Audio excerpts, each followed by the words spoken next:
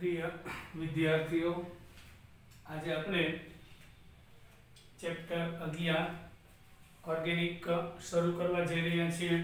बहु डिटेल में समझावीश। आपणे organic chemistry standard 12 part 2 chapter 11 alcohol, phenol अने इथर संयोजननो आज अभ्यास करीशुं। अल्कोहोल, फिनोल अने इथर आ चेप्टर आपणे त्रण भाग पाडी नाखीशुं। पहेला अल्कोहोल, पछी फिनोल ने पछी इथर नी चर्चा करीशुं। हवे चेप्टर शुरू करता पहेला एक कीधुं होमवर्क खास मोकलता रहेजो એટલે તમને આગળ ખબર પડે। હવે પહેલા આપણે ચેપ્ટરની પ્રસ્તાવના લઈએ અને જે કાંઈ બહારનું લખું તે તમે લખતા જજો। આલ્કોહોલ, ફિનોલ અને ઇથર સંયોજનો અનુક્રમે પ્રક્ષાલકો। પ્રક્ષાલક એટલે કે સાબુ અને ડિટર્જન્ટ, એને પ્રક્ષાલક કહેવાય। ખેતરમાં जंतुनो नाश करे ए जीवाणु नाशी कहेवाय। अने तमे जे सेंट, अत्तर, परफ्यूम वापरो छो ए सुगंधी पदार्थ कहेवाय। एनी बनावट माटेना मूळ संयोजन छे। एटले के अल्कोहोल, फिनोल अने इथर कई जग्याए मूळ संयोजन तरीके वपराय छे। एमसीक्यू प्रक्षालक એટલે સાબુ અને ડિટર્જન્ટ, सफाई करता पदार्थ पण कहेवाय, जंतुनाशक दवाओ कहेवाय। बनाववामां सुगंधी पदार्थ बनाववा माटेनो काचो मटीरियल मूळ संयोजन कहेवाय छे, रॉ मटीरियल कहेवाय छे।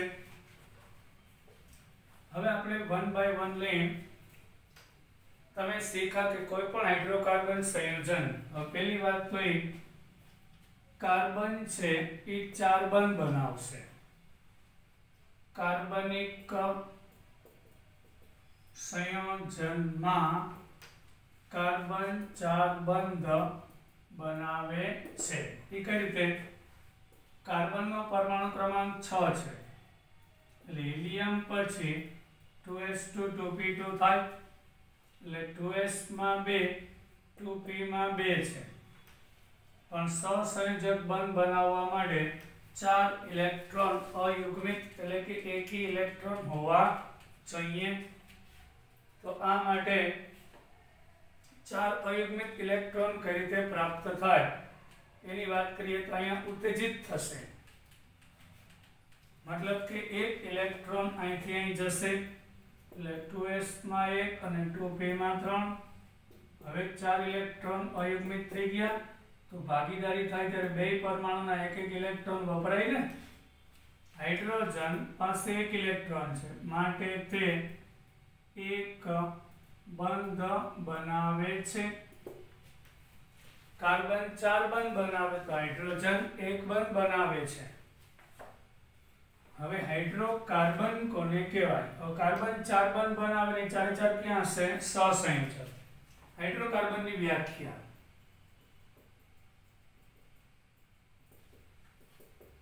जे संयोजन फक्त कार्बन और हाइड्रोजन थी बनेल होय तेने हाइड्रोकार्बन संयोजन कहे छे। फक्त कार्बन और हाइड्रोजन थी बनेलुं होय तो हाइड्रोकार्बन कहेवाय। तो विचारीने कहो सौथी सादो हाइड्रोकार्बन कयो थाय? मीथेन थशे। एक कार्बन और 4 हाइड्रोजन એટલે मीथेन थशे। हमणां शीखवाड્યું हाइड्रोजन एक बंध बनावे, एक इलेक्ट्रॉन कार्बन नो ने एक हाइड्रोजन नो, तो सहसंयोजक बन छे मीथेन। धोरण 11 નું रिविजन करावो।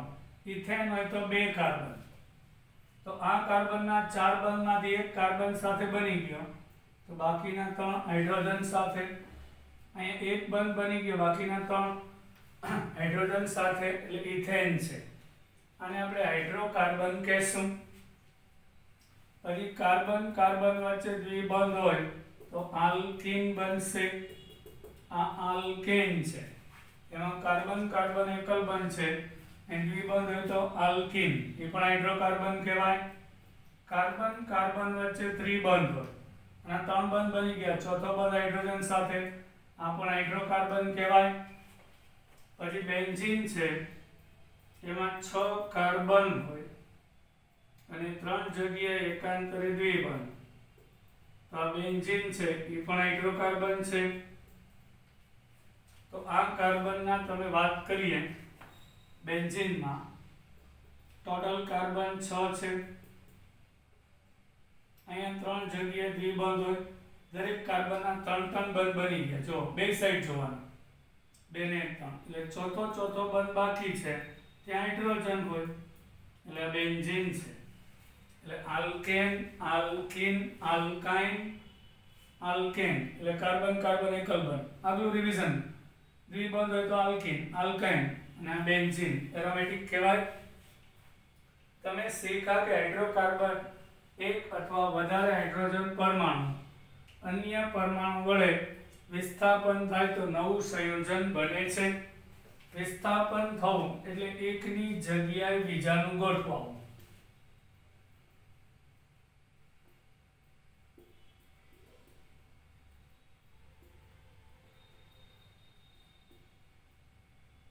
બીજો કોઈ ઘટક આવી જાય અને વિસ્થાપન કહેવાય. અહીંથી હાઇડ્રોજન જાય, ક્લોરીન આવે તો ક્લોરોમિથેન બનશે. હાઇડ્રોજન જાય, ક્લોરીન આવે તો ક્લોરોઇથેન બનશે.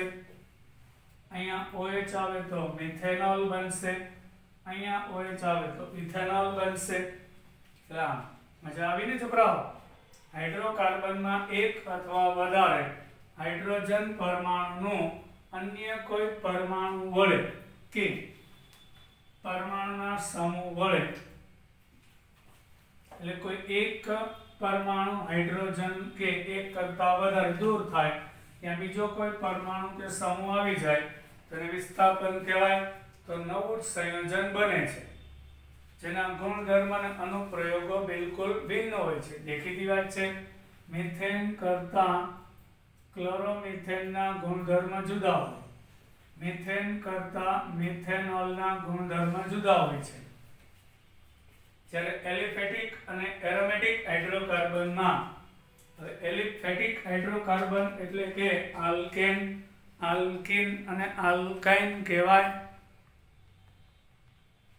એલિફેટિક એટલે કે આલ્કેન, આલ્કીન, આલ્કાઇન, આ બધા એલિફેટિક કહેવાય. જ્યારે હમણાં બેન્ઝીન રિંગ દોર્યું, જેમાં સંસ્પંદન થાય છે, આ 3 પાઇ બંધ સતત પોતાનું સ્થાન બદલે, એ એરોમેટિક કહેવાય. બેન્ઝીન એરોમેટિક છે. જ્યારે એલિફેટિક, એલિફેટિક એટલે કે આલ્કેન, આલ્કીન, આલ્કાઇન અને એરોમેટિક એટલે બેન્ઝીન, એમાં હાઇડ્રોજનનું વિસ્થાપન OH સમૂહ વડે થાય તો આલ્કોહોલ અને ફિનોલ સંયોજન બને છે. હું એલિફેટિક પાછું એકવાર લઉં. એલિફેટિક એટલે કે આલ્કેન, એમાં મિથેનમાંથી એક હાઇડ્રોજન દૂર થયો અને ત્યાં OH આવી ગયો, એટલે મિથેનોલ બનશે.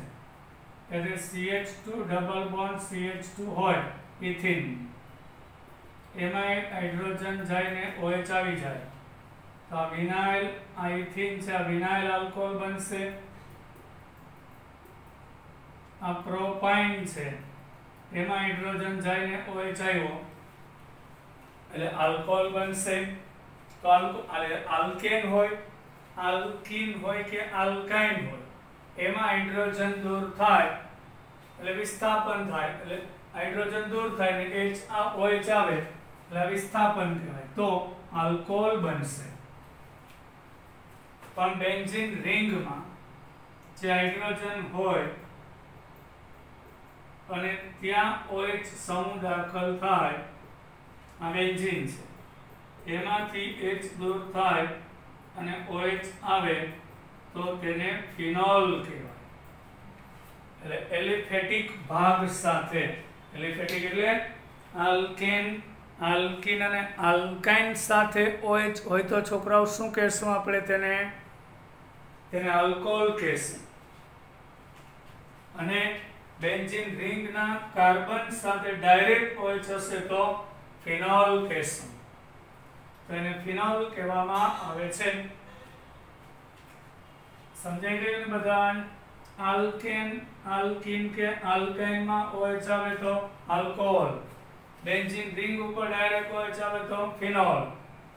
આ વર્ગના સંયોજનો ઉદ્યોગની અંદર અને આપણા રોજિંદા જીવનમાં અનેક રીતે ઉપયોગી છે.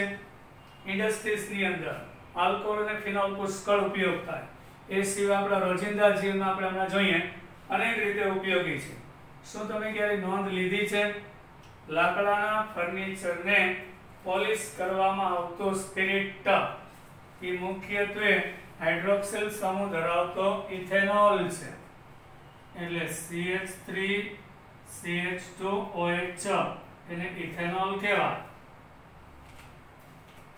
આ C કાર્બનના 4 બંધ, આ CH3 4 બંધ પૂરા, આના 3 બની ગયા. અહીંયા ચોથો ઓક્સિજન 2 બંધ બનાવે, હાઇડ્રોજન 1 કાર્બન 4. તમે જો આ C2H5OH લખાય. લાકડા ઉપર જે પોલિશ થાય છે સ્પિરિટ છે. સ્પિરિટ ઇથેનોલ ધરાવતું સંયોજન છે. ખાદ્ય શર્કરા, આપણે ખોરાક ખાઈએ છીએ. શર્કરા એટલે ખાંડ, કાર્બોહાઈડ્રેટ પદાર્થો, ખાંડ, પછી ગ્લુકોઝ, આ બધાની અંદર OH સમૂહ હોય છે. ખાંડ, પછી તમે કપડાં પહેરો છો એ સેલ્યુલોઝ છે, એમાં પણ કાર્બન સાથે OH સમૂહ હોય છે. પછી રૂ, એ સેલ્યુલોઝ માંથી બને, ખેતરમાં થતું કપાસ. પછી લખવા માટેનો કાગળ, ખબર છે શેમાંથી બને છે? સેલ્યુલોઝ માંથી બને છે. લાકડા છે, વૃક્ષ, એની જાડી છાલ, એનું થડ, એ શેનું બનેલું હોય છે? સેલ્યુલોઝ છે. આપણે લાકડાનો માવો બનાવી, લાકડાને પલાળી એનો માવો બનાવી, પછી એમાંથી પીળી અશુદ્ધિ લિગ્નિન કહેવાય દૂર કરી હાઇડ્રોજન પેરોક્સાઇડ પસાર કરતા રંગવિહીન સેલ્યુલોઝ બને. અને એની પર રોલર ફેરવીને કાગળ બનાવીએ છીએ, એટલે તો આપણે લખી શકીએ છીએ. સફેદ, પછી ખોરાક ખાઈએ છીએ, કાર્બોહાઈડ્રેટ એટલે મેં કીધું ખાદ્ય શર્કરાઓ, એમાં પણ કાર્બન સાથે OH સમૂહ હોય છે.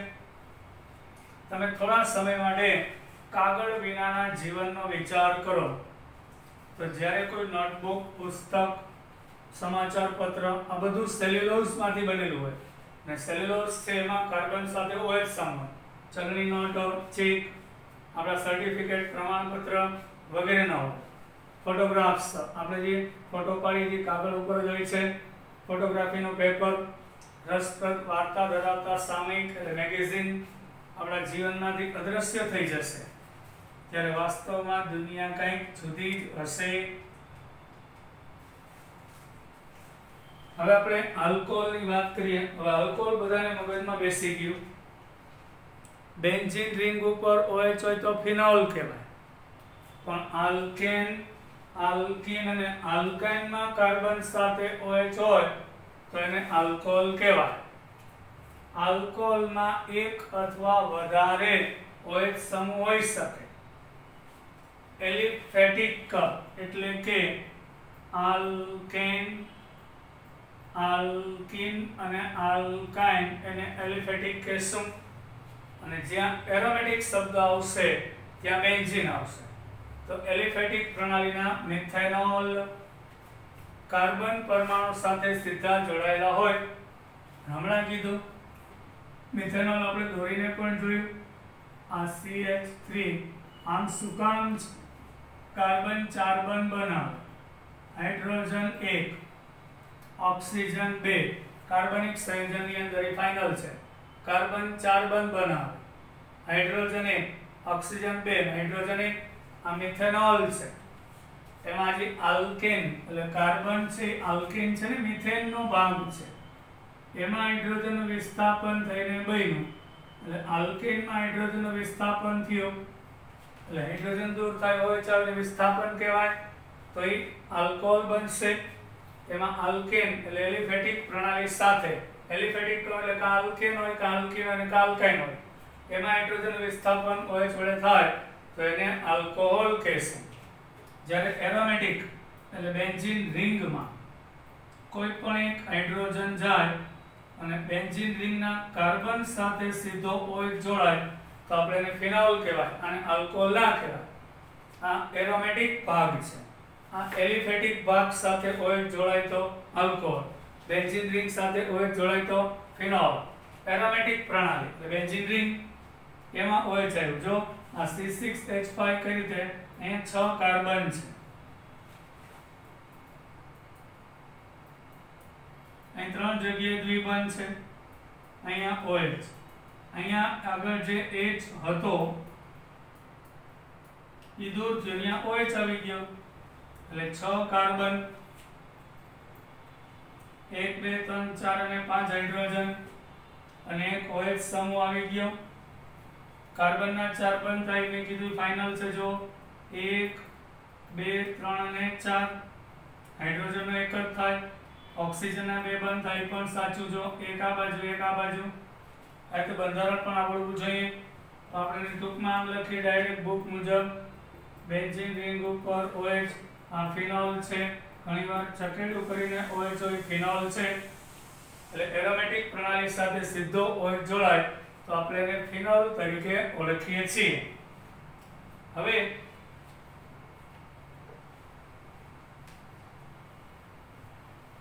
એલિફેટિક એટલે પાછું એકવાર કહું, આલ્કેન, આલ્કીન અને આલ્કાઇન. એરોમેટિક એટલે બેન્ઝીન રિંગ.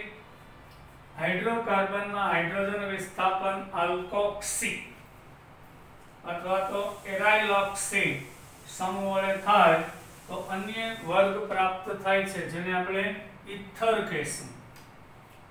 હવે હાઇડ્રોકાર્બન કહો એટલે ચારેય આવી જાય, આલ્કેન, આલ્કીન, આલ્કાઇન ને એરિન. હું એલિફેટિક કહું તો ખાલી આલ્કેન, આલ્કેન, આલ્કીન ને આલ્કાઇન જ આવશે. બરાબર છે છોકરાઓ?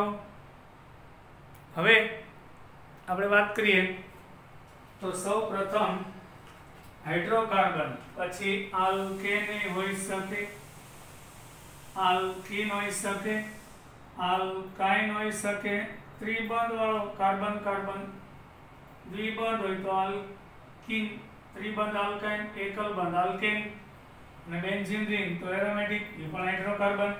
એમાં આ 3 એલિફેટિક, આ એરોમેટિક.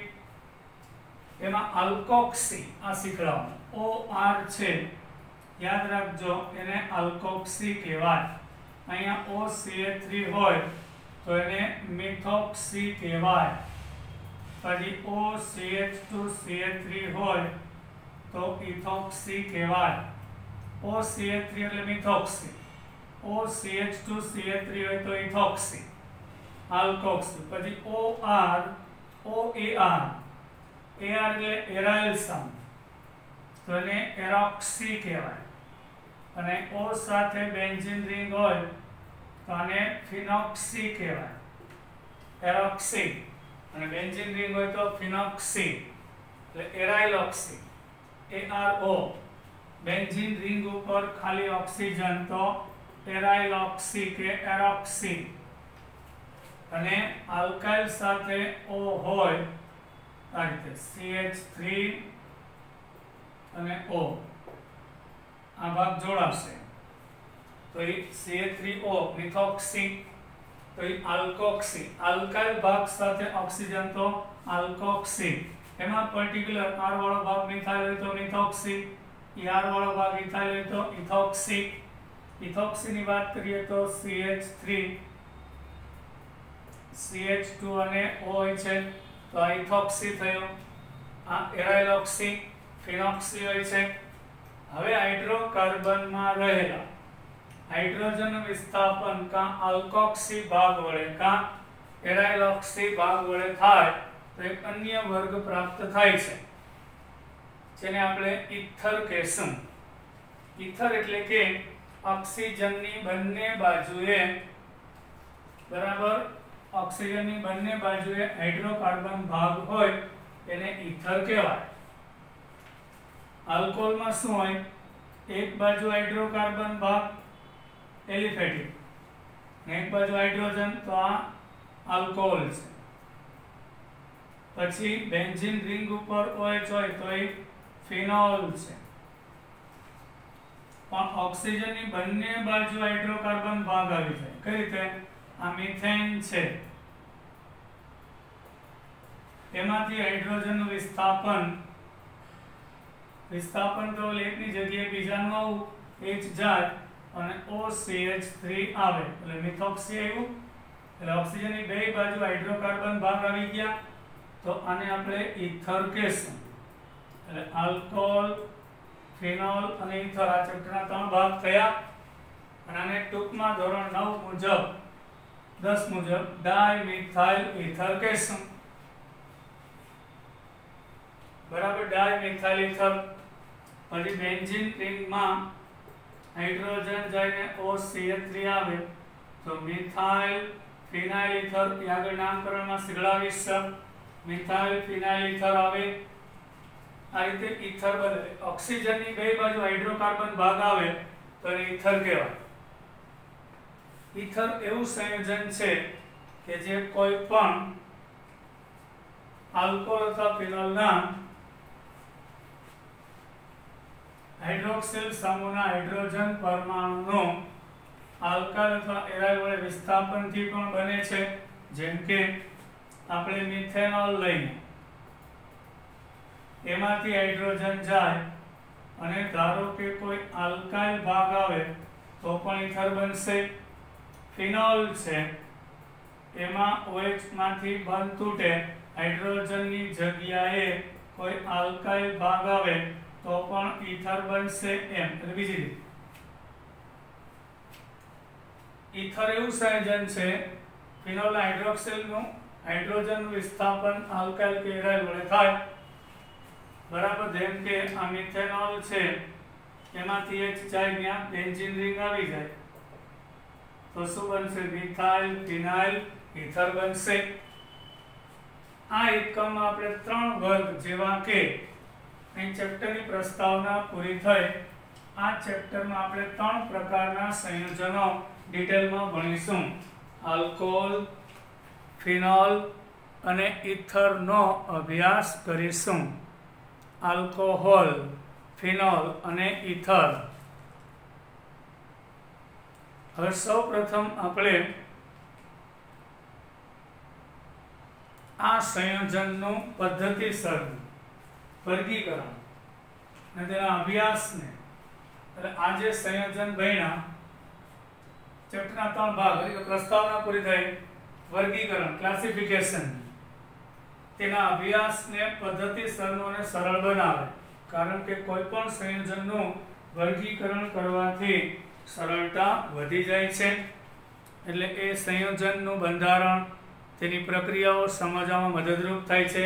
તેથી ચાલો આપણે સૌપ્રથમ આલ્કોહોલ, ફિનોલ અને ઈથર વર્ગીકરણ શું કામ કરીએ છીએ?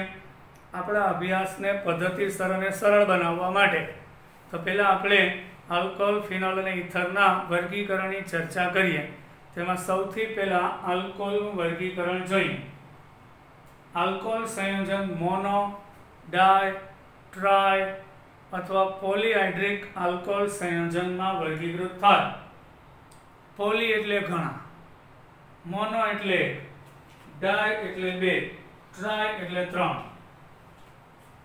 આલ્કોહોલ અને ફિનોલ સંયોજનને તેના સંયોજનમાં રહેલા 1, 2 અથવા 3 આલ્કોહોલ, ફિનોલ બેયનું સંયુક્ત વર્ગીકરણ છે.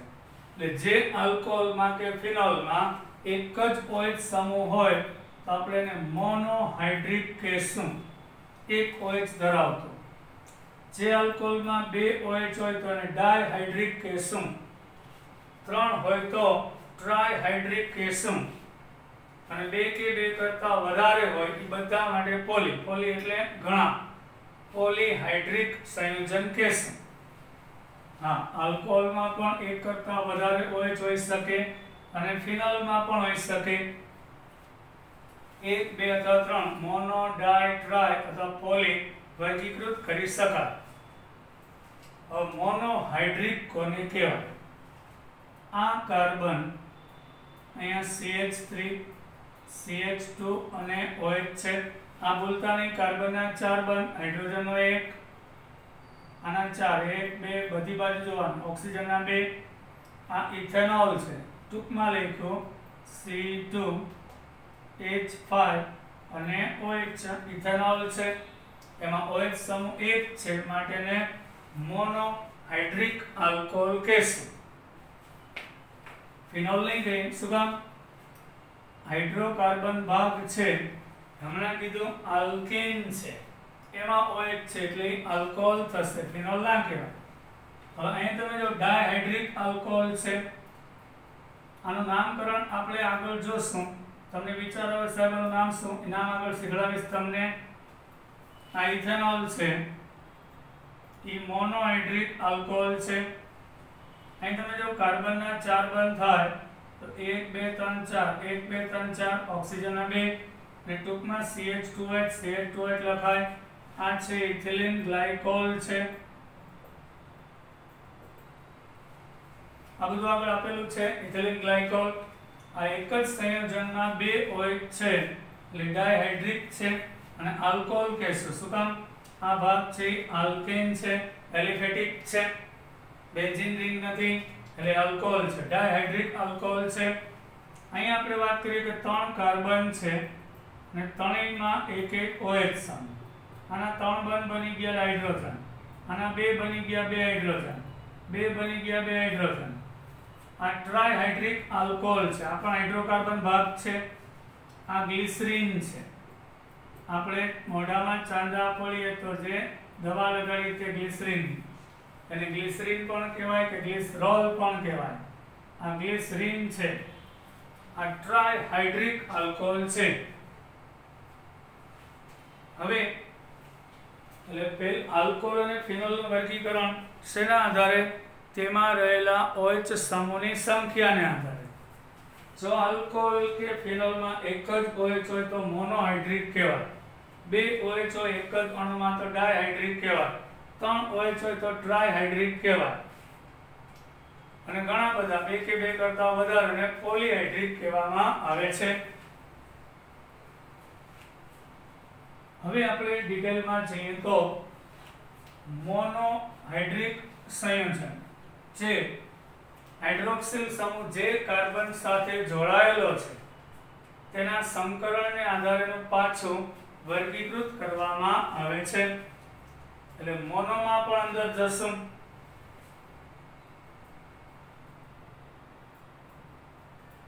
એક OH ધરાવતો આલ્કોહોલ કે જે કાર્બનનું સંકરણ sp3 હોય.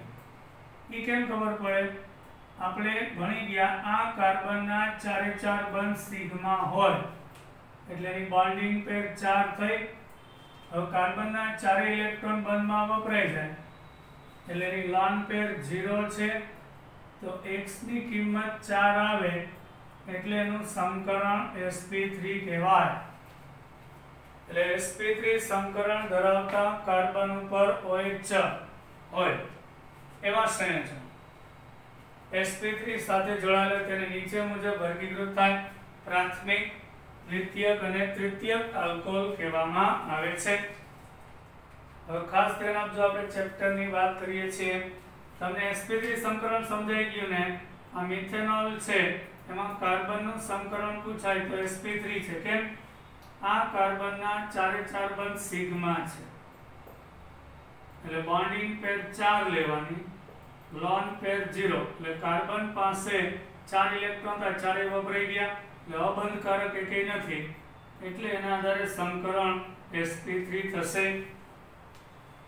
હવે આ sp3 સંકરણ વાળો એટલે OH જે કાર્બન સાથે જોડાય છે એ કાર્બનનું સંકરણ sp3 હોય તો એમાંય 3 પ્રકાર પડે: પ્રાથમિક, દ્વિતીયક અને તૃતીયક આલ્કોહોલના. આ 3 પ્રકારના આલ્કોહોલ સંયોજન OH સમૂહ પ્રાથમિક, દ્વિતીયક, તૃતીયક કાર્બન સાથે જોડાય. હવે તમને બધાને ખબર છે છોકરાઓ, જે કાર્બન બીજા એક જ કાર્બન સાથે જોડાય ધોરણ 11 તો પ્રાથમિક કાર્બન કહેવાય. આ કાર્બન છે એ બીજા એક જ સાથે જોડાયેલો છે પ્રાથમિક, તો આ કાર્બન એ પ્રાથમિક જ કહેવાય એક સાથે. પણ જે કાર્બન બીજા બે કાર્બન સાથે જોડાયેલ હોય તો એને દ્વિતીયક કાર્બન કહેવાય, અને જે કાર્બન બીજા 3 કાર્બન સાથે જોડાયેલ હોય તો એને તૃતીયક કાર્બન કહેવાય. પહેલા આટલું આવડવું જરૂરી છે. એટલે પહેલી શરત એ છે કે OH સમૂહ ધરાવતા કાર્બનનું સમકરણ કયું? sp3. આ 3 પ્રકારના આલ્કોહોલમાં OH સમૂહ ધરાવતો કાર્બન બીજા એક જ કાર્બન સાથે જોડાયેલો હોય, OH પ્રાથમિક કાર્બન સાથે જોડાય તો પ્રાથમિક આલ્કોહોલ. સાદી ભાષામાં OH સમૂહ આ દ્વિતીયક કાર્બન છે. કેમ? આ કાર્બન બીજા બે સાથે જોડાયેલ છે.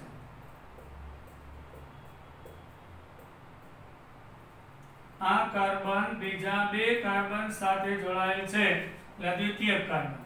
દ્વિતીયક કાર્બન ઉપર હોય છે તો દ્વિતીયક આલ્કોહોલ. હવે જે કાર્બન બીજા 3 કાર્બન સાથે જોડાયેલ હોય તૃતીયક, એટલે તૃતીયક કાર્બન સાથે OH હોય તો એને તૃતીયક આલ્કોહોલ કહેશે. અહીં બધામાં શરત જો કે આ કાર્બન OH વાળો એનું સમકરણ sp3 છે, અને પછી એમાં જો પ્રાથમિક કાર્બન હોય તો પ્રાથમિક આલ્કોહોલ. એટલે OH વાળો કાર્બન પ્રાથમિક હોય તો પ્રાથમિક આલ્કોહોલ. પ્રાથમિક કાર્બન એટલે જે કાર્બન બીજા એક જ કાર્બન હારે જોડાય પ્રાથમિક, જે કાર્બન બીજા બે સાથે જોડાય દ્વિતીય, હવે જે કાર્બન બીજા 3 કાર્બન સાથે જોડાય તો તૃતીય. તો એના આધારે પ્રાથમિક આલ્કોહોલ, દ્વિતીયક આલ્કોહોલ અને તૃતીયક આલ્કોહોલ કહેવામાં આવે છે. જય હિન્દ. મજા આવી હશે. હોમવર્ક મોકલતા રહેજો. ફરી પાછા કાલે મળીશું. ત્યાં સુધી જય હિન્દ.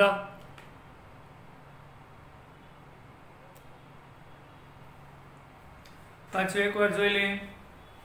જે કાર્બન બીજા એક જ કાર્બન સાથે જોડાય તો એટલે પોતે એક સાથે પ્રાથમિક, જે કાર્બન બીજા બે સાથે જોડાય તો દ્વિતીય, જે કાર્બન બીજા 3 હારે જોડાય તો તૃતીય.